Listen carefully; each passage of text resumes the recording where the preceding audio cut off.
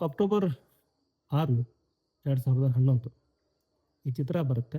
ಚಿತ್ರ ಬಂದು ಪ್ರೇಕ್ಷಕರಿಗೆ ಬೇರೆ ಥರದ ಒಂದು ಅನುಭವ ಕೊಡುತ್ತೆ. ಒಂದೇ ರೋದಲ್ಲಿ ಕೂತಂತಹ ಒಂದು 10 ಪ್ರೇಕ್ಷಕರಿಗೆ 10 ಥರದ ಅನುಭವ ಕೊಡುತ್ತೆ.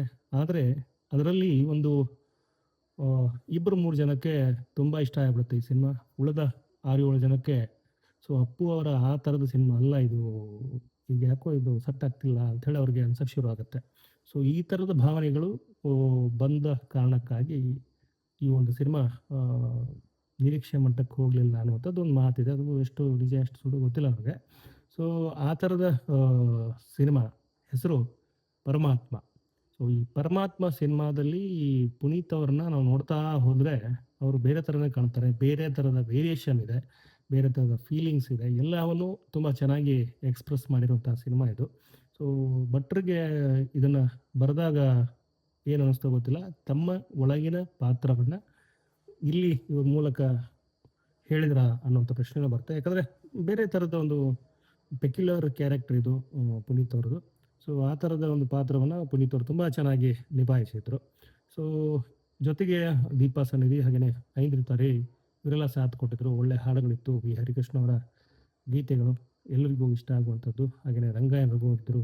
ಸುಮಾರು ಪಾತ್ರಗಳು ಈ ಒಂದು ಚಿತ್ರವನ್ನು ತುಂಬ ಗಟ್ಟಿಗೊಳಿಸಿದ್ದಂತಹ ಚಿತ್ರ ಇದು.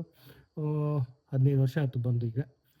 ಈ ಚಿತ್ರ ಈಗ ಇದ್ರ ಬಗ್ಗೆ ಹೇಳಲಿಕ್ಕೆ ಏನು ಕಾರಣ ಅಂತಂದರೆ, ಒಂದು ಮಾರ್ಚ್ 17 ಪುನೀತ್ ಅವರ ಬರ್ಡೇ, 51ನೇ ಬರ್ಡೇ. ಆ ಹಿನ್ನೆಲೆಯಲ್ಲಿ ಈ ಒಂದು ವಿಡಿಯೋ. ಜೊತೆಗೆ ಯೋಗರಾಜ್ ಭಟ್ರು ಹೇಳಿದಂಥ ಮಾತು ಈಗ ಹೆಚ್ಚು ಗಮನ ಸೆಳೀತಾ ಇದೆ. ಅದು ರೀಲ್ಸ್ ರೂಪದಲ್ಲಿ. RJ ನೇತ್ರಾ ಏನಿದ್ದಾರೆ ಅವರ ಒಂದು ಸಂದರ್ಶನದಲ್ಲಿ ಯೋಗರಾಜ್ ಭಟ್ರು ಹೇಳಿಕೊಂಡಂಥದ್ದು ಏನಂದರೆ, ಸಿನಿಮಾ ಬಂದ ಆದಮೇಲೆ ಭಟ್ರಿಗೆ ಕಾಲ್ ಬರೋಕ್ಕೆ ಶುರುವಾಯಿತು ಅಂತೆ. ಕಾಲು ಬಂದ ಮೇಲೆ ಅಲ್ಲಿ ಪ್ರಶ್ನೆ ಏನಾಯ್ತು ಅಂದರೆ, ತುಂಬ ಒಳ್ಳೆಯ ಸಿನಿಮಾ ಸರ್ ಇದು, ಥಿಯೇಟ್ರಲ್ಲಿ ನೋಡೋಕ್ಕಾಗಲಿಲ್ಲ ಅಂಥೇಳಿ ಈ ಥರದ ಒಂದಷ್ಟು ಆಸಕ್ತಿ ಇರುವಂಥ ಮಾತುಗಳು.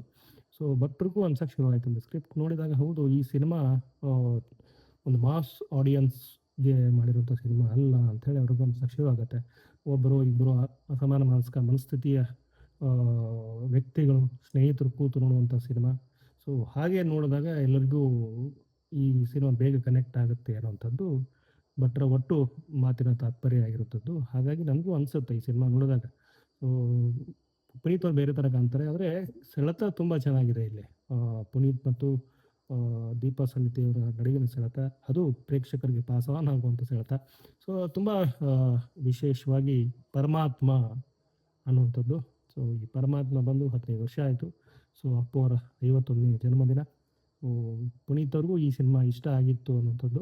ಒಟ್ಟಾರೆ ಪರಮಾತ್ಮನ ಆಳ, ಎತ್ತರ, ಅಗಲ ಎಲ್ಲವೂ ತುಂಬ ವಿಶೇಷವಾಗಿ ಇತ್ತು. ಅದನ್ನು ಪ್ರೇಕ್ಷಕರು ತಮ್ಮದೇ ಆದ ರೀತಿಯಲ್ಲಿ ತೊಗೊಂಡ್ರು. ಟಿವಿಯಲ್ಲಿ ಬಂದ ಮೇಲೆ ತುಂಬ ಇಷ್ಟಪಟ್ಟರು ಅಂತ ಹೇಳ್ತಾ ಈ ಒಂದು ವಿಡಿಯೋನ ಇಲ್ಲಿಗೆ ಎಂಡ್ ಮಾಡ್ತಿದ್ದೀನಿ. ವಿಡಿಯೋ ನೋಡಿದ ಪ್ರತಿಯೊಬ್ಬರಿಗೂ ಧನ್ಯವಾದಗಳು.